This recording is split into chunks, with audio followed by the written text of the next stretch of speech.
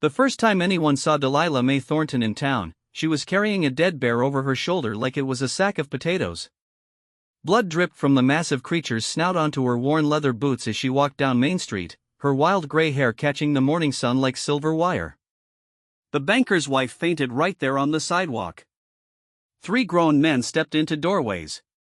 Even the stray dogs scattered. But that wasn't the moment that changed everything. That came later, when they discovered what she'd been hiding up in those mountains for 37 years.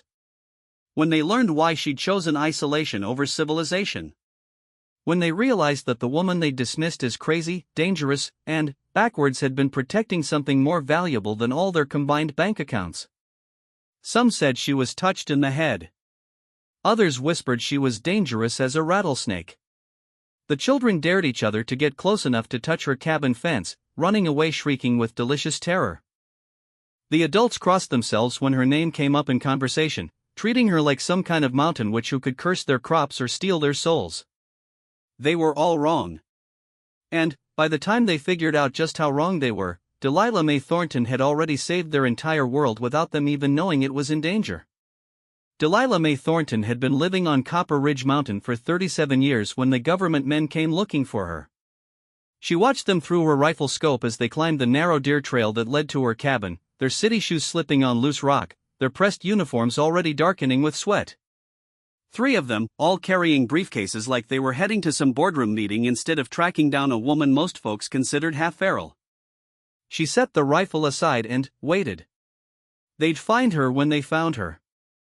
Wasn't like she was hiding, exactly. Her cabin sat right there in the clearing, smoke curling up from the chimney, vegetable garden spread out like a green quilt in front of the porch. Solar panels she'd installed herself gleamed on the south-facing roof. Rain barrels lined up neat as soldiers along the foundation. Everything about the place screamed self-sufficiency, from the hand-split shingles to the root cellar dug deep into the hillside. The youngest of the 3 men emerged from the tree line first, gulping air like a landed fish. Government types never did learn how to pace themselves at altitude. He spotted her sitting in the porch rocker, froze for a half-second, then nudged his companions and pointed. "Ms. Thornton?" The oldest one called out, approaching with the careful steps of a man who'd heard stories. "I'm Agent Peterson, EPA. These are my colleagues, Agent Rodriguez and Dr. Kim. We'd like to speak with you about your property." Delilah May continued rocking, hands folded in her lap. She wore her usual outfit, canvas pants patched at the knees, flannel shirt with the sleeves rolled up showing arms corded with muscle, boots that had walked 10,000 mountain miles.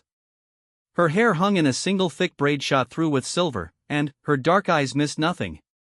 At 58, she could still outwork men half her age and outshoot most anyone in 3 counties. "Property's not for sale," she said without preamble. Her voice carried the slow cadence of mountain folk, each word considered before speaking. "We're not looking to buy." Peterson climbed the porch steps with visible effort. "We're here about the mining company that wants to develop this area. Apex Industries has filed papers with the county. They're planning to strip mine this entire ridge." That got her attention. The rocking stopped. "Come again?" Dr. Kim, a small Asian woman with wire-rimmed glasses, stepped forward with her briefcase. "Apex has mineral rights to most of this mountain. Copper, zinc, some rare earth elements. They're proposing an open-pit operation that would, well, it would level everything from here to Black Creek Valley."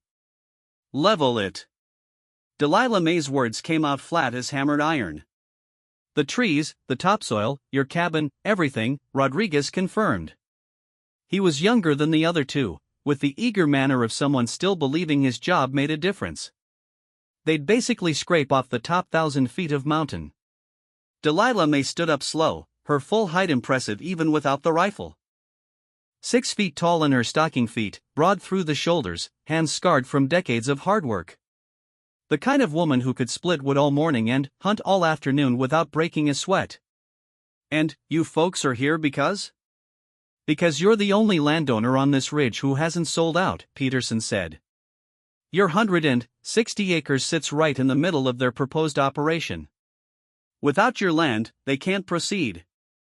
She walked to the porch railing, looked out over the forest that rolled away in every direction like a green ocean. Somewhere down there, a woodpecker drummed against dead pine. Hawks circled overhead, riding the thermals. Spring had come early this year, and the mountainside blazed with wildflowers and new growth. "What kind of offer they making?" she asked. Dr. Kim opened her briefcase, pulled out a thick folder. $2.7 million. That got a laugh out of Delilah May, short and sharp as a gunshot.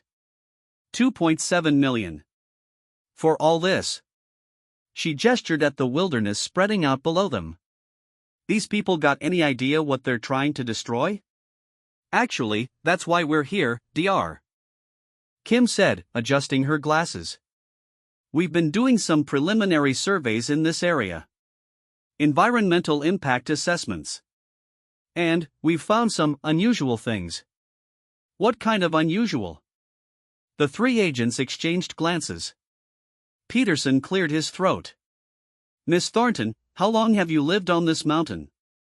37 years, 4 months, 16 days. She didn't have to think about it. Came up here when I was 21 years old and never had cause to leave.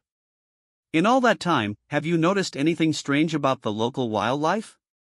The plant life? Anything that seemed different from what you might expect? Delilah May studied their faces, reading the tension there like animal tracks in mud. City folks always had tells. Always gave themselves away. Different how? Rodriguez stepped forward eagerly. We've documented several species here that don't exist anywhere else. Plants, insects, even a few bird subspecies that appear to be completely unique to this specific ecosystem. It's like this mountain is some kind of isolated evolutionary laboratory. And the soil samples, Dr. Kim added, pulling out a tablet computer. The mineral composition is unlike anything we've seen. There are trace elements here that don't appear on any periodic table. Compounds that seem to have unusual properties. Delilah May kept her face perfectly neutral, but, inside, her heart started beating faster. They were getting close to things that needed staying hidden. Things she'd been protecting for 37 years without fully understanding why. "You think I'm some kind of scientist," she said. "I grow vegetables and hunt deer. Don't know nothing about minerals and such." "But, you must have noticed something," Dr. Kim pressed. "The health of the forest here is remarkable. Old growth trees that should have been logged out generations ago. Wildlife populations that are thriving while similar habitats elsewhere are struggling. This place is special, Miss Thornton. Scientifically significant." Special was one word for it. Delilah May had been calling it other things for most of her adult life. Blessed, maybe. Cursed, on the bad days. Magic, when she was feeling fanciful. She'd come up this mountain running from a broken heart and a broken life, figured to live alone until the loneliness or the wilderness killed her. Instead, she'd found something that changed everything she thought she knew about the world. "Suppose it is special," she said carefully. "What's that got to do with mining companies and government agents?" Peterson spread his hands. "If we can prove this area has significant scientific value, we might be able to block the mining operation. Get it designated as a protected habitat. Maybe even a national preserve. Course, that would mean your property would be tied up in federal regulations," Rodriguez added. "No more private ownership. Government oversight. Regular inspections. Scientists coming and going." The hawk had settled in a dead pine about 50 yards away, watching the humans with bright intelligent eyes. Delilah May had seen that particular bird every day for the past 3 years. Same white blaze on its chest, same notch in its left wing from some long ago encounter with buckshot. 3 years was a long time for a hawk to stay in one territory. Hell, it was a long time for a hawk to live, period. Most folks didn't notice things like that. They saw a hawk, thought bird, and moved on. But Delilah May had been watching this mountain's wildlife for 37 years, and she'd learned to pay attention to details that didn't quite fit the normal patterns. "Government preserve," she mused. "That mean I'd have to leave?" "Not necessarily," Dr. Kim said quickly. There are precedents for grandfathered residence rights. You could stay, but there would be restrictions. No hunting. No harvesting of native plants. No alterations to the landscape. No hunting meant no fresh meat. No plant harvesting meant no wild medicines, no roots and berries that supplemented her garden crops through the long winters. No landscape alterations meant no expanding her water collection system or clearing new garden plots as the soil played out. It meant living like a museum exhibit instead of living free. And if I just sell to the mining company instead? Then, this mountain disappears forever, Dr. Kim said. Along with whatever unique species are living here. Along with any scientific discoveries we might make. 200 years from now, this will all be just a big hole in the ground. Delilah May rocked back on her heels, considering. The agents waited, probably thinking they'd given her plenty to chew over. City folks always thought mountain people needed time to process simple ideas.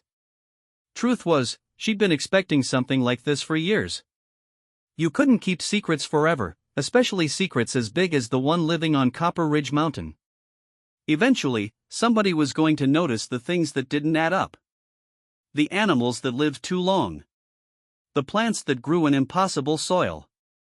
The way the whole ecosystem seemed to pulse with something more than natural life.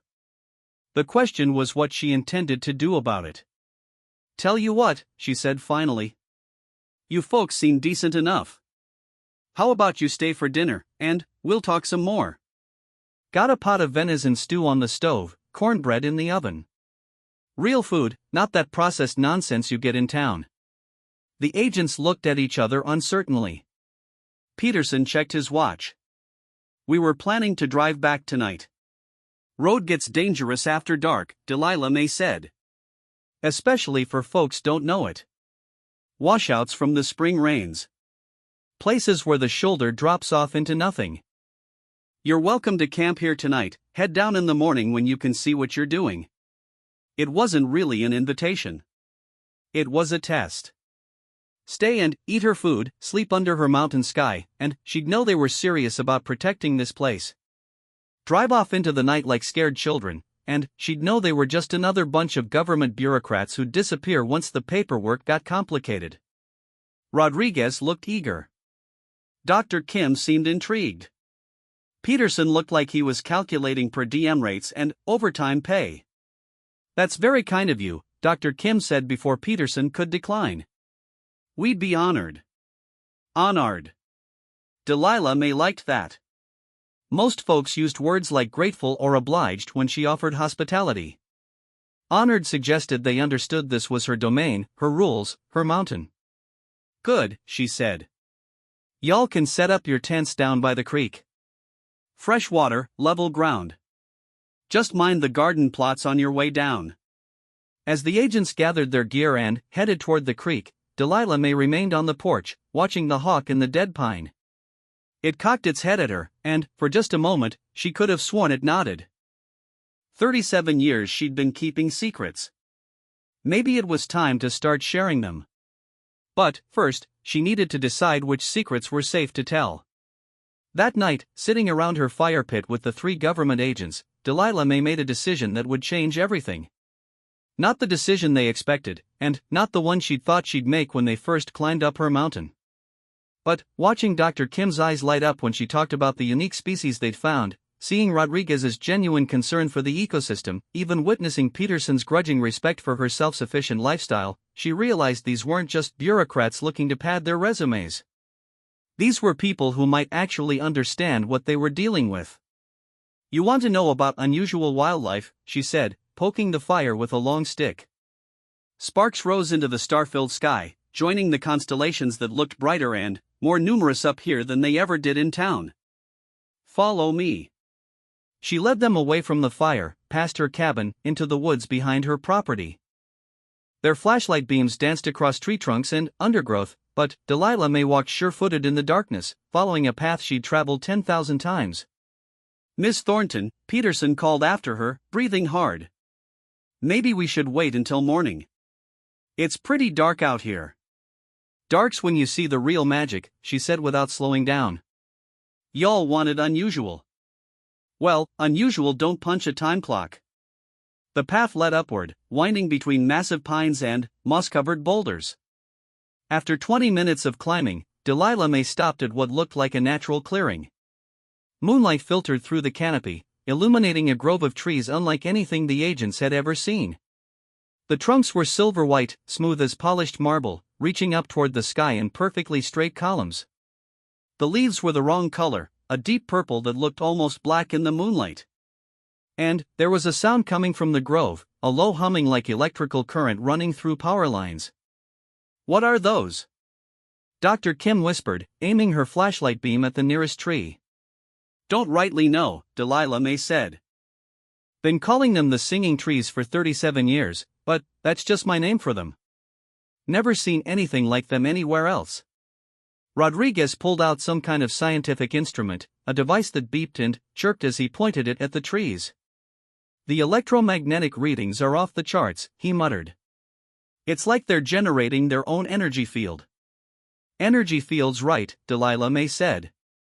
"Watch this." She walked up to the nearest tree and placed her palm flat against the smooth bark. Immediately, the humming grew louder, and the purple leaves began to glow with a soft inner light. The effect spread from tree to tree like ripples in a pond, until the entire grove was lit up like a natural cathedral. All three agents stood there with their mouths open, trying to process what they were seeing. "How is this possible?" Dr. Kim breathed. "Don't know that either," Delilah May said, pulling her hand away. The glow faded gradually, leaving them in moonlit darkness again. "Found this grove my second year up here. Been studying it ever since, in my own way. Trees don't grow anywhere else on the mountain. Can't get seeds from them to sprout. Can't even cut off a branch without it withering inside an hour." Peterson finally found his voice. "Have you told anyone else about this?" "Who would I tell? And who would believe me?" Delilah May started walking back toward the cabin. "Besides, what do you think would happen if word got out? You'd have every scientist and government agency in the country tramping through here. News crews. Tourists. Probably the military, thinking they could weaponize it somehow." That thought seemed to sober all three agents. They followed her back through the woods in silence, each lost in their own calculations of what they'd just witnessed. Back at the fire, Delilah May poured coffee from a blue enamel pot and passed around tin cups. The coffee was strong enough to wake the dead, the way mountain coffee was supposed to be. "There's more," she said without preamble. "Lots more. But, before I show you, I need to know what kind of people you really are." "What do you mean?" Rodriguez asked. "I mean, are you the kind of government folks who see something incredible and immediately start thinking about how to control it, study it, exploit it? Or are you the kind who understand that some things are bigger than human ambition?" The three agents exchanged glances. Peterson spoke first, his bureaucrat's caution evident in every word. "Miss Thornton, anything of significant scientific value needs to be properly documented and protected. That's not exploitation, that's responsible stewardship." Responsible stewardship. Delilah May tasted the phrase like wine. That's a fine-sounding phrase. But, what's it mean in practical terms? Dr. Kim leaned forward earnestly. "It means making sure discoveries like this benefit all humanity, not just private interests. It means protecting unique ecosystems from destruction. It means advancing our understanding of the natural world. And it means making sure places like this don't get turned into mining operations," Rodriguez added. "Even if that requires some government oversight." Delilah May nodded slowly. That was the answer she'd been hoping for, but she needed to be sure. "Let me tell you how I ended up on this mountain," she said. "Then, you'll understand why your answer matters so much." She settled back in her chair, cradling the hot coffee cup in both hands. The fire crackled between them, throwing dancing shadows across their faces. "I came up here in 1987, she began. 21 years old, fresh out of college with a degree in environmental science and a head full of ideas about saving the world. Had a job lined up with the Forest Service, a boyfriend who was going to marry me, a whole life planned out. She paused, staring into the flames. Then, I found out the job was just pushing papers. The Forest Service cared more about logging quotas than protecting forests.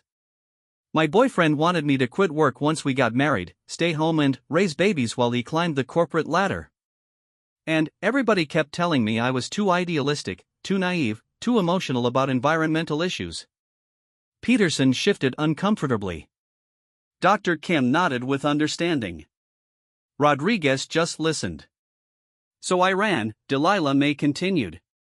Took my truck and my camping gear and drove until I found a place that felt right. Ended up here, on land nobody else wanted because it was too remote, too rugged, too far from everything civilized people thought they needed. She took a sip of coffee, gathering her thoughts. First year was hell. Nearly starved to death that first winter. Cabin was just a one-room shack with gaps between the logs big enough to throw a cat through. But I was stubborn. Figured if I was going to fail, I'd fail on my own terms. What changed? Dr. Kim asked quietly. Second spring, I found the singing trees. And that's when I realized this mountain was something special. Started paying closer attention to everything around me. The way plants grew here. How the animals behaved. The weather patterns. The soil composition. She gestured toward the dark forest surrounding them. This place is alive in ways that don't make scientific sense. At least not according to any science I learned in college. There are ecosystems within ecosystems here. Relationships between species that shouldn't exist. Chemical processes happening in the soil that would make biochemists weep. You've been studying it all these years? Rodriguez asked. On your own? Learning it, Delilah May corrected. There's a difference between studying something and learning to live with it. Scientists study things from the outside, trying to break them down into measurable parts. I've been living inside this ecosystem for 37 years, becoming part of it. She stood up and walked to the edge of the firelight, looking out into the forest. You want to know why I haven't sold to the mining company? Why I'm not jumping at $2.7 million? Because I've got something up here worth more than money. I've got responsibility. Responsibility to what? Peterson asked. To the secret I've been keeping. The real reason this mountain is so special. She turned back to face them, her expression serious as Judgment Day. Tomorrow morning, if you're still here, if you're still listening, I'll show you something that will change everything you think you know about the natural world. But once you see it, there's no going back. You'll be part of the secret, part of the responsibility. What kind of secret? Dr. Kim whispered. Delilah May smiled for the first time since the agents had arrived. It was the kind of smile that held 37 years of wonder, fear, love, and absolute determination. The kind that explains why this mountain can't be strip-mined. Why it can't be turned into a government preserve with boardwalks and visitor centers. Why it needs to stay exactly as it is, protected by someone who understands what protection really means. She walked back to her chair and sat down. The kind of secret that proves some things are too important to trust to committees and bureaucrats and mining companies. Some things need a guardian. The fire popped, sending another shower of sparks toward the stars. Somewhere in the darkness beyond the clearing, an owl called. The sound echoed off the mountainside like a question waiting for an answer. Sleep on it, Delilah May said. In the morning, we'll see what kind of people you really are. But she was already pretty sure she knew. She'd seen the wonder in their eyes when the trees started glowing. She'd heard the genuine concern in their voices when they talked about protecting the ecosystem. These weren't the kind of government agents who would exploit what she was about to show them. These were the kind who might actually help her protect it. For 37 years, Delilah May Thornton had been the sole guardian of Copper Ridge Mountain's greatest secret. Tomorrow, if everything went according to plan, she wouldn't be guarding it alone anymore. The owl called again, and, this time, something deep in the forest called back. Dawn came early to Copper Ridge Mountain, the way it always did. Delilah May was already up, coffee brewing and breakfast cooking when the three agents emerged from their tents by the creek. She watched them through her kitchen window as they splashed cold mountain water on their faces and tried to work the kinks out of backs that weren't used to sleeping on the ground. City folks never did learn how to camp properly. By the time they made it up to the cabin, she had eggs, bacon, and fresh biscuits waiting on the table. Real food to fuel them for what was coming. They'd need all their strength for what she was about to show them. "Sleep well?" she asked, though she could see from their faces that they hadn't. Too much excitement, too many questions spinning through their heads. The singing trees had that effect on people the first time they witnessed them. "As well as could be expected," Peterson said diplomatically. "Miss Thornton, about last night." "Eat first," she interrupted, setting plates in front of them. "Talk after. That's mountain hospitality, and it served me well for 37 years. They ate in the kind of comfortable silence that comes when people are processing something too big for casual conversation. Dr. Kim kept glancing toward the tree line where they'd walked the night before, like she was trying to convince herself it had really happened. Rodriguez cleaned his plate twice and asked for more biscuits. Even Peterson seemed to relax a little, the mountain morning working its magic on his city-tight shoulders. After breakfast, Delilah May led them in a different direction than the night before. This time they headed downhill, following an old game trail that wound through stands of oak and maple toward the heart of the mountain. The morning air was crisp with the promise of spring, full of birdsong and the scent of wildflowers blooming in hidden meadows. "Where are we going?" Dr. Kim asked after they'd been walking for 20 minutes. "To the source," Delilah May said. "The reason everything else exists." The trail led them through increasingly dense forest, past ancient trees that must have been growing when the first settlers crossed the mountains. Delilah May moved through the wilderness like she was walking through her own living room, never hesitating at trail junctions, never pausing to get her bearings. This was her domain, every rock and root and fallen log as familiar as old friends. After an hour of walking, they came to a cliff face that rose straight up from the forest floor like a natural wall. Water trickled down the rock face in thin streams, feeding a series of pools that overflowed into a creek running down the mountainside. "Natural spring," Rodriguez observed, kneeling beside one of the pools. "The water's incredibly clear." "More than clear," Delilah May said. "Take a closer look." Dr. Kim produced a small instrument from her backpack and dipped it into the water. The device immediately started beeping rapidly. "The mineral content is extraordinary," she murmured, reading the display. "There are compounds here I don't recognize. Elements that shouldn't exist in this concentration." "Drink some," Delilah May suggested. All three agents looked at her with alarm. Peterson spoke first. "Without proper testing? That could be dangerous." "Could be," Delilah May agreed. "Been drinking it for 37 years, though." "Seems to agree with me." She knelt beside the largest pool, cupped her hands, and took a long drink. The water was cold and clean, with a taste like liquid starlight. She'd never found words to properly describe that taste, though she'd tried many times over the years. "It won't hurt you," she said, wiping her mouth with the back of her hand. "Might change you, though. Fair warning." Rodriguez was the first to try it, his scientific curiosity overcoming his caution. He dipped his hands in the pool and brought the water to his lips. His eyes went wide immediately. "It's..." He started, then trailed off, unable to finish the sentence. Dr. Kim and Peterson followed suit, each taking tentative sips. Dr. Kim gasped softly. Peterson just stared at the water like he was seeing it for the first time. "What is this?" Dr. Kim whispered. "Best I can figure, it's the reason everything on this mountain is different," Delilah May said. "The trees, the animals, the soil, all of it. This spring feeds into the groundwater system that nourishes the whole ecosystem." She stood up and walked closer to the cliff face, running her hand along the wet rock. "But that's not the real secret. The real secret is what's behind this cliff." "Behind it?" Peterson looked confused. "You mean there's a cave system?" "Something like that. Delilah May began walking along the base of the cliff, the others following. About 100 yards down, she stopped at what looked like a solid wall of rock. "Help me move this." She began pulling aside branches and debris that had been carefully arranged to look natural. Underneath was a narrow opening in the cliff face, just wide enough for a person to squeeze through sideways. "You've got to be kidding," Peterson muttered. "No joke," Delilah May said. "This is where it gets interesting."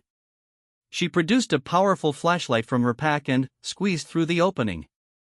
After a moment of hesitation, the three agents followed her into the mountain. The passage was narrow at first, forcing them to move single file through cool darkness. But, after 30 feet, it opened into a cavern that took their breath away. The chamber was vast, easily 100 feet across and twice as high. But it wasn't empty darkness that filled the space. It was light. Living light that pulsed and flowed like water, emanating from crystalline formations that grew from the walls and ceiling like frozen waterfalls. "Sweet Mother of God," Rodriguez breathed. The crystals were unlike anything in any geology textbook. They grew in impossible spirals and curves, some as thin as hair, others thick as tree trunks. And all of them glowed with that same inner light they'd seen in the singing trees, but 100 times brighter. "What are they?" Dr. Kim asked, her voice echoing in the vast space.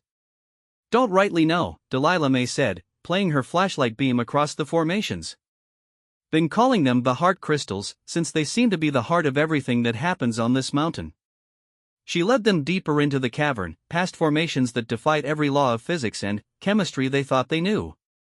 Some of the crystals chimed softly when air moved past them, creating a music more beautiful than any human orchestra. Others pulsed in rhythm with something that might have been a heartbeat, if mountains could have hearts. "The spring water flows through here," Delilah May explained, pointing to channels carved in the cavern floor where luminous water ran between the crystal formations. "Picks up whatever it is these things put into it, then carries it out to feed the whole mountain." Peterson had pulled out his phone and was trying to take pictures, but the strange light didn't register properly on the camera. The images came out as shapeless blurs of color. "This is impossible," he kept muttering. "This violates everything we know about mineralogy." "That's what I figured when I first found it," Delilah May said. "Took me years to stop trying to understand it scientifically and start appreciating it for what it is." "Which is what?" Dr. Kim asked. Delilah May was quiet for a long moment, listening to the crystal chimes and watching the flowing light. "Magic," she said finally. "Real, honest-to-God magic. The kind that makes life bigger and more wonderful than human beings usually get to experience." She walked over to one of the larger crystal formations and placed her palm against its surface. Immediately, the entire cavern blazed with increased light, and the chiming grew to a symphony that seemed to resonate in their bones. "It responds to living things," she said. "Been coming down here for 37 years, and it always recognizes me. Like we're old friends." Rodriguez had pulled out more scientific instruments and was taking readings, but the numbers on his devices were jumping around so wildly they were meaningless. "The energy output is incredible," he said. "Whatever these crystals are made of, they're generating more power than a small nuclear reactor." "And if Apex Industries strip mines this mountain?" Dr. Kim asked quietly. "Gone forever," Delilah May said, pulling her hand away from the crystal. The light dimmed back to its normal level. "Along with everything that depends on it. The trees, the animals, the ecosystem, all of it would die when the heart crystals are destroyed."